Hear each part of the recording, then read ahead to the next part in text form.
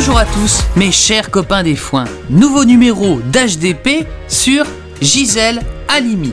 Nous continuons sur notre lancée d'HDP sur les personnes inspirantes, des personnages qui, à leur façon, ont contribué à faire évoluer la société et qui, dans ces temps tristes, nous donnent le courage d'affronter l'avenir. Alors on s'installe dans le canapé, on prend le popcorn et c'est parti. Gisèle Halimi est née en Tunisie française en 1927 dans une famille pauvre et juive. Son enfance est dictée par l'autorité de son père et sa mère qui se doit de suivre les décisions de son mari.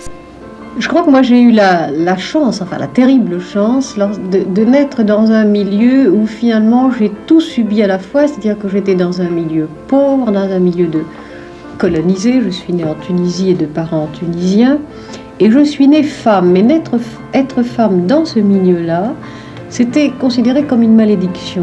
Alors bien sûr j'ai souffert de la pauvreté, mais enfin je l'explique, la pauvreté avec le soleil, avec la mer, vous savez, c'est tout ce qui ne demande pas de préparation, de matériel.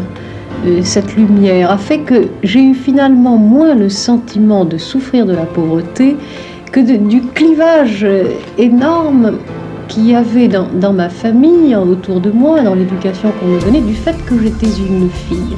D'abord, ma naissance, on l'a dissimulée à mon père pendant 15 jours. C'était une catastrophe. Cette domination de l'ordre patriarcal va marquer la jeune Halimi.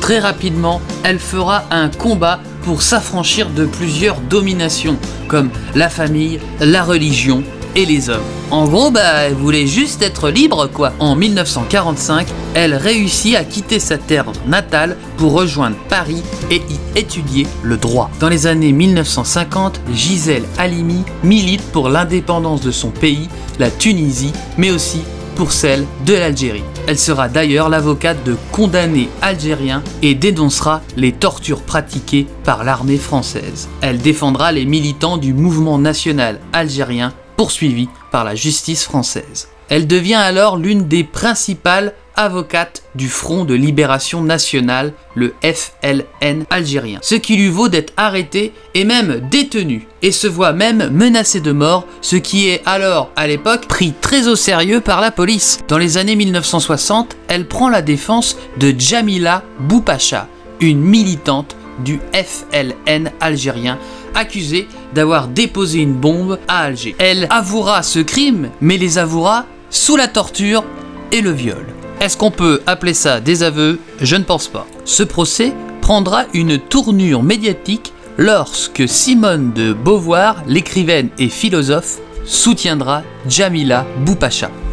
Après un combat titanesque fait de lutte et d'acharnement et de nombreux bâtons dans les roues de la part de l'opposition, Gisèle Halimi ne parvient pas à éviter la condamnation à mort de Djamila Boupacha le 28 juin 1961. Mais heureusement, à la suite des accords d'Évian, elle sera épargnée. En 1971, Gisèle Halimi est la seule avocate à signer le manifeste des 343. Des 343 femmes qui déclarent avoir avorté et qui réclament la libre accès aux moyens contraceptifs et à l'avortement libre. Petit rappel, ce n'est qu'en 1975, grâce à la loi Veil, que l'avortement est autorisé en France. Elle va se battre pour défendre les signataires du manifeste qui, à l'époque, sont susceptibles d'être inculpés. En 1972, lors du procès de Bobigny, elle défend une jeune femme mineure qui avait avorté après un viol. Ce procès prit une grande ampleur médiatique et contribua à faire évoluer la dépénalisation de l'interruption volontaire de grossesse en France. Dans les années 80, elle défendra de jeunes filles victimes de viol et se battra pour que la justice punisse et reconnaisse à juste titre les violeurs. Gisèle Halimi se lança ensuite en politique où elle deviendra députée et conseillère régionale de Rhône-Alpes, sous la présidence de François Mitterrand. Aux côtés de Robert Badinter, alors ministre de la Justice, elle défendra un projet de loi visant à la dépénalisation des relations homosexuelles avec les mineurs de plus de 15 ans. En 1985, elle est nommée ambassadrice de la France auprès de l'UNESCO, une fonction qu'elle occupera une année. Dans les années 2000, un autre combat vient s'ajouter à la grande liste de ses convictions, la parité entre les hommes et les femmes, et surtout la parité en politique. Elle sera la fondatrice de l'association Choisir la cause des femmes. Elle témoignera d'un courant du féminisme français, caractérisé notamment par la certitude que cette lutte émancipatrice ne peut se passer des hommes. Gisèle Halimi meurt à Paris le 28 juillet 2020. Mais aussi de femmes, parce que même dans mon milieu modeste et colonisé, je n'avais pas le même traitement que mes frères.